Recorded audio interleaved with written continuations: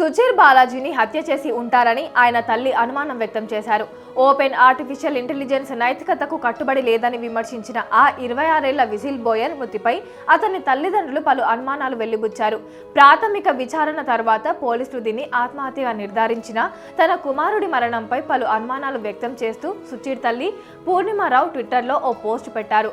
Postmortem రిపోర్టులో అతని తలకి బలమైన గాయమైనట్లు ఉండగా అధికారులు మాత్రం ఆత్మహత్య చేసుకున్నాడని చెప్పారని సుచీర్ తల్లి పూర్ణిమ రామారావు తండ్రి బాలాజీ రామమూర్తి ఆరోపిస్తున్నారు.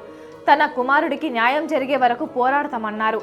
రెండో అటాప్సీ రిపోర్టులో సుచీర్ తలకు గాయాలు కనిపిస్తున్నాయని, దాన్ని చూస్తే అది హత్య అని తేలుతోందన్నారు.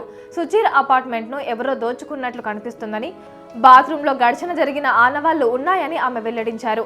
రక్తపు మరకలు కనిపించడంతో పాటు ఎవరో అతడిని కొట్టి ఉంటారని అనుమానం వ్యక్తం చేశారు. ఇది ముమ్మాటికి హత్యేనని, అధికారులు దీన్ని ఆత్మహత్యగా తేల్చి చెప్పారని సుచీర్ తల్లి పూర్ణిమ ఆవేదన వ్యక్తం చేశారు.